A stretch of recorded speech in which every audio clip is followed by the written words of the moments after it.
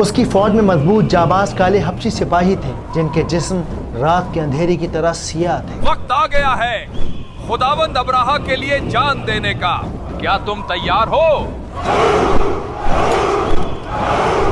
وہ سب اپنی طاقت کے نشے میں چور اللہ کے گھر کو برباد کرنے کے لیے تیار تھے۔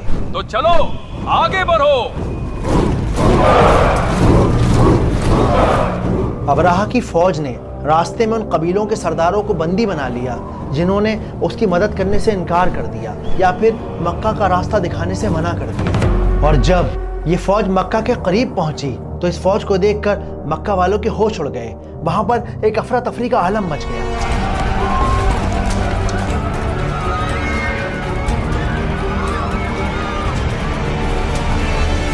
مگر ان سب میں سب سے زیادہ خوفناک تھے ان کے ہاتھی۔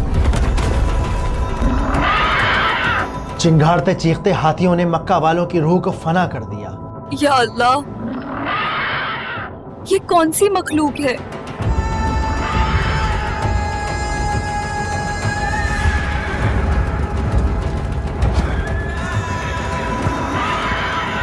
مکہ والوں نے آج تک اتنے بڑے جانور کو نہیں دیکھا تھا۔ چنگاڑتے چیختے ہاتھیوں نے ان کی روح کو فنا کر دیا۔ وہ سب اپنا گھر بار چھوڑ کر پہاڑوں پر بھاگ گئے۔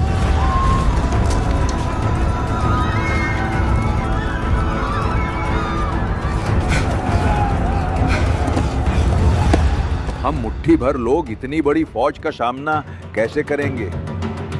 لیکن کعبہ کے سردار اور آپ صلی اللہ علیہ وآلہ وسلم کے دادا عبد المطلب نے ہمت نہیں ہاری۔ انہوں نے فیصلہ کیا کہ وہ خود ابراہا سے بات کریں گے، اور اس خیال کے آتے ہی وہ ابراہا کے خیمے تک پہنچ گئے۔ انہیں دیکھ کر ابراہا غرور سے بھر اٹھا۔ اس نے ان سے کہا، عبد المطلب، اگر کعبہ کی بھیک مانگنے آئے ہو تو لوٹ جاؤ، میں اسے برباد کر کے ہی یہاں سے واپس جاؤں گا۔ ابراہا کی اس بات نے عبد المطلب کو احساس دلا دیا کہ یہ آدمی اپنی نفرت میں اندھا ہو چکا ہے۔ اس لیے انہوں نے اس سے کعبہ کی سلامتی کی کوئی بات نہیں کی، بلکہ اس سے کہا کہ وہ ان کے 200 اونٹ لوٹا دے، وہ اونٹ جو ابراہا کی فوج نے قید کر لیے ہیں۔ میں یہاں اپنے 200 اونٹ لینے آیا ہوں جنہیں آپ کے سپاہیوں نے قید کر لیا ہے۔ عبد المطلب کی یہ بات سن کر ابراہا حیران رہ گیا۔ کمال ہے، مانگے بھی تو کیا اونٹ؟ کیا تم کعبہ کی سلامتی نہیں چاہتے؟ کعبہ کا مالک اللہ ہے، وہ اس کی حفاظت خود کرے گا۔ میں اونٹوں کا مالک ہوں، ان کی حفاظت میری ذمہ داری ہے، لہٰذا میرے اونٹ مجھے دے دیجئے۔ ابراہا غصے سے بھر گیا۔ اس نے ان کے 200 اونٹ واپس لوٹا دیے اور ارادہ کر لیا کہ وہ کعبہ کو تباہ و برباد کر کے مانے گا۔ صبح میں اس کعبہ کو توڑ دوں گا۔ بالکل میرے حضور۔ اس دن مکہ کی وہ ہوا سانس رو کے بہ رہی تھی۔ عبد المطلب قریش کے دوسرے سرداروں کے ساتھ اللہ سے دعا مانگ رہے تھے۔ یہ وہ وقت تھا جب پورا مکہ اپنے بتوں کو بھول گیا اور وہ صرف ایک اللہ سے دعا مانگنے لگے۔ اے اللہ، ہماری مدد کر، ہمیں اس مصیبت سے نکال دے۔ خدایا، انسان اپنے گھر کی حفاظت کرتا ہے، تو بھی اپنے گھر کی حفاظت فرما، رحم کر۔ ان سب کی دعائیں، ان کا ڈر، ان کی سسکیاں ہوا میں گھل گئیں۔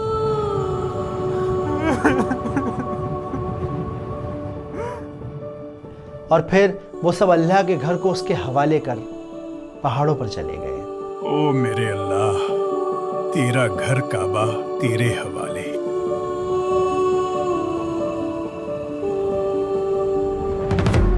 دوسری طرف ابراہا چلایا، میں نے کہا آگے بڑھو۔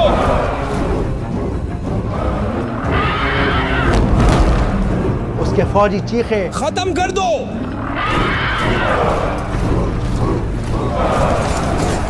ان ہاتھیوں نے ایک شاندار تماشا کھڑا کر دیا۔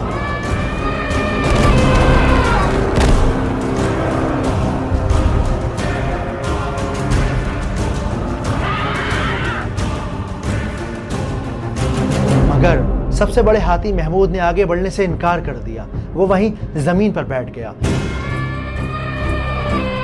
لاکھ کوششیں کی گئیں، 100 دھکے مارے گئے، لیکن اس کے باوجود ہاتھی ٹس سے مس نہ ہوئے۔